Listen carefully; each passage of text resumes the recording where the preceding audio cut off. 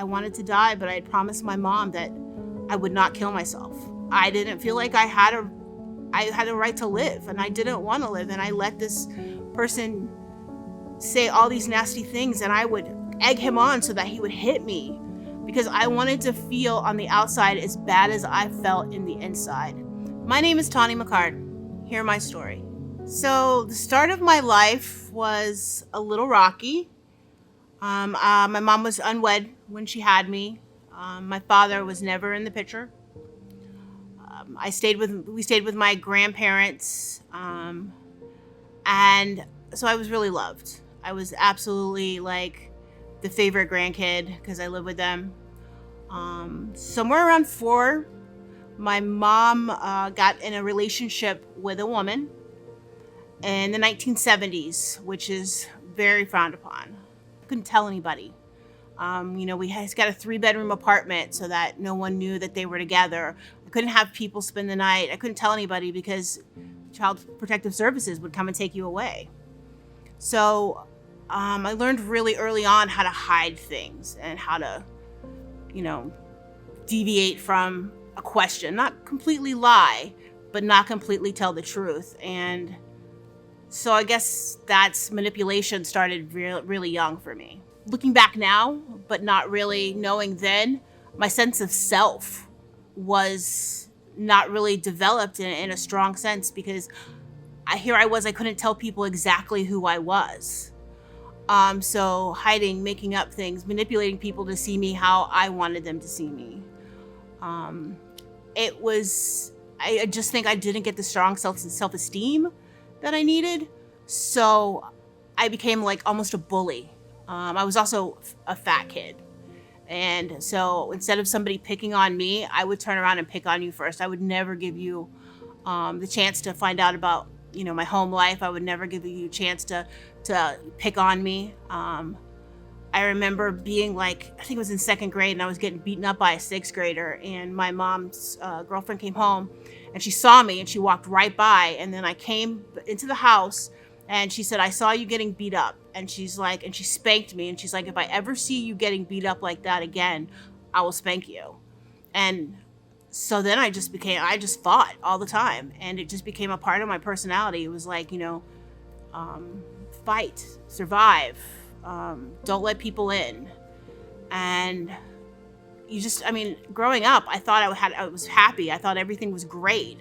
But when you look back on it and you see how it started to, like, towards high school, started to develop, I think that's when everything started to, that's when I first started taking drugs and drinking.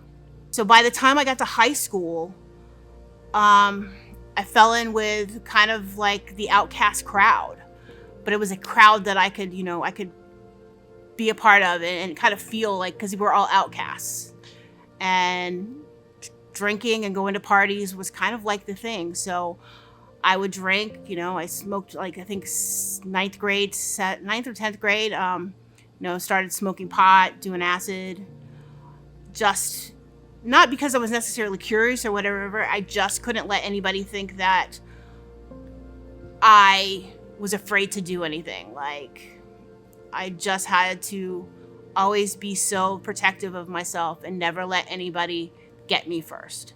I didn't even get my high school diploma. I was working as a manager at a coffee shop, and I had been out drinking, and things had gotten to where I was like staying out and going home with different people. And my mom was going to make sure that I was getting up. It was like 4 o'clock in the morning, and I had to be to work. I was sneaking in from the night before, and she was in my bedroom. I scared her. She fell into my dresser and cracked her ribs. And that was what happened. My mom got sick after that. She was in and out of the hospital for the next year and a half. In my head, if my mom hadn't broken her ribs, my mom had COPD. So, and she had emphysema. She had congestive heart failure. She was sick. And I know that. But the strain of her ribs breaking had a strain on her breathing, which kind of, in my head, in my eyes, sped everything along. So she went to the hospital with the broken ribs. And then the next thing you know, she was in the hospital after that and after that. And the doctors had told her that she needed to stop smoking, that she needed to eat better, she needed to exercise, and she did none of that. But I scared her. I came home. I should have been in bed and getting ready to go to work because I had to be to work at 4 o'clock, not out drinking all night. And then coming home, and you would think, oh my gosh, after that, you'd probably want to stop drinking. Look what drinking did. It's the exact opposite. In my addict head, I couldn't deal with the pain. I couldn't deal with it, so I just drank and I drank. What was rock bottom for me? It's more like what wasn't rock bottom for me. I didn't have any expectations. I didn't have anything. I didn't have anybody who cared about me, where I was, what I was doing. Family had written me off. I had an abusive boyfriend who took joy, and it was his joy in abusing me, and I was fine with that. I was a big girl. I was 300 pounds. In the space of a year, I went from 300 pounds to 148 pounds because he starved me. I was on meth, so I wasn't really all that interested in eating. He eventually kicked me out. Sometimes the worst thing that ever happens to you can be the best thing that ever happens to you. I was in another abusive relationship. We were in a fight. Somebody called the cops. The cops came.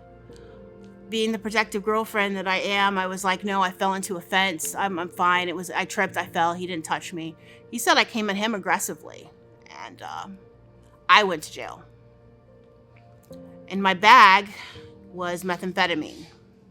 So I got arrested. I went to jail. He bailed me out that night, but here I was facing a felony. Now, I'm 49 years old. It's a felony. I'm not planning on going anywhere in life.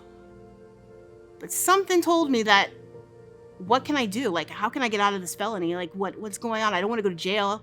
And for whatever reason, I applied for drug court. Well, I had a violent crime. They said no. I applied again. They said yes. They told me I had to find a place to live. I couldn't be homeless.